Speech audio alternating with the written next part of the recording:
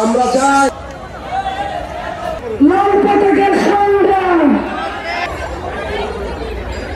আমরা আলিফ গ্রুপ এর একটি প্রতিষ্ঠান স্বাধীন গার্মেন্টস লিমিটেডের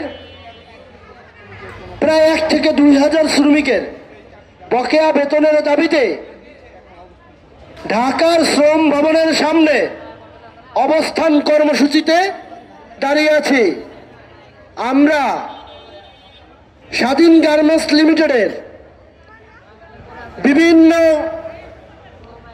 শ্রমিকের বিভিন্ন রকমের পাওনা, উল্লেখ্য গত 3 মাসের পাওনা এবং স্টাফদের 5 মাসেরও পাওনা বকেয়া আছে।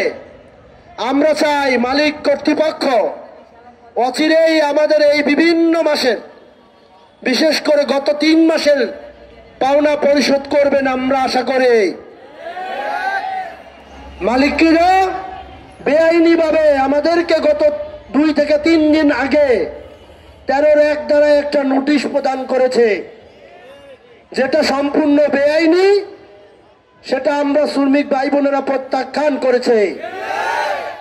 আমরা চাই মালিক আমাদেরকে এই বকেয়া বেতন এবং কারখানা খুলে দেওয়ার ব্যবস্থা অচিরেই করবে। যদি মালিক করতে ব্যর্থ হয় তাহলে আমরা রাজপথে থাকতে প্রস্তুত আছি ইনশাআল্লাহ। যতক্ষণ পর্যন্ত আমাদের দাবি আদায় না হবে ততক্ষণ পর্যন্ত আমরা ঘরে ফিরে যাব না। তাই বলবো, বিভিন্ন দপ্তরের লোকদেরকে বলবো, প্রশাসনের ভাই বোনদেরকে বলবো, ঊর্ধ্বতন কর্মকর্তাদের বলবো,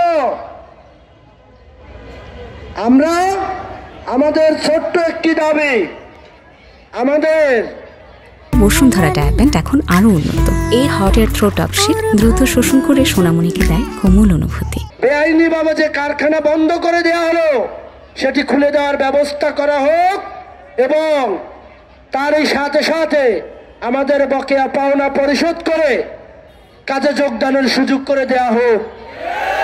আমাদের চাওয়া খুব অল্প। আমরা আমাদের অসুস্থ বাবা মায়ের চিকিৎসা করাতে পারছি না, আমাদের ছোট ছোট বাচ্চা ছেলে মেয়েদের খাওয়াতে পারছি না, আমাদের বাচ্চাদের দুধ কেনার টাকা নেই, যাদের বাচ্চা বিভিন্ন স্কুল কলেজে পড়ে বেতন দেওয়ার ক্ষমতা আমাদের নেই। তাই আমরা বলবো অচিরেই আমাদের পরিশোধ করা হোক বকেয়া বেতন। আমরা বলবো আমাদেরকে রাস্তায় নামাবেন না।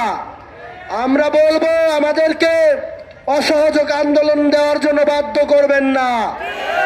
আমরা চাই না আমাদের কারণে সাধারণ মানুষ অসুবিধায় পড়ুক। আমরা চাই না লক্ষ লক্ষ গাড়ি আটকা পড়ুক। আমরা চাই না বাংলাদেশের 40 লক্ষ গার্মেন্টস শ্রমিক রাস্তায় নামুক। আপনারা ইতিপূর্বে প্রমাণ পেয়েছেন, একটি ফ্যাক্টরিতে আন্দোলন হলে পাশের আরো একটি ফ্যাক্টরি নেমে যায়, যখন আরেকটা ফ্যাক্টরি নেমে যায় তখন আরেকটা ফ্যাক্টরি নেমে যায়। এরকম করে নামতে নামতে তখন কিন্তু বিভিন্ন জায়গায় এই আন্দোলন শুরু হয়ে যাবে। আমরা গাজীপুর থেকে শুরু করলে আশুলিয়া, সাভার, ঢাকা, নারায়ণগঞ্জ বিভিন্ন জায়গায় এই আন্দোলন শুরু হয়ে যাবে। তখন কিন্তু আমাদের এই খেটে খাওয়া মানুষ, খেটে খাওয়া গার্মেন্টস শ্রমিক এই আন্দোলনে কোনো দায়ভার নেবে না। তাই আমরা বলবো শান্ত পরিস্থিতি, শান্ত অবস্থায় সামাল দেওয়া সহজ।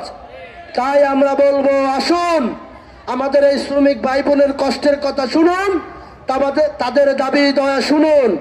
এই দাবি শুনে দাবির পক্ষে বিপক্ষে মত থাকতে পারে, যেটা ন্যায্য সেই দাবিটা মেনে নিন।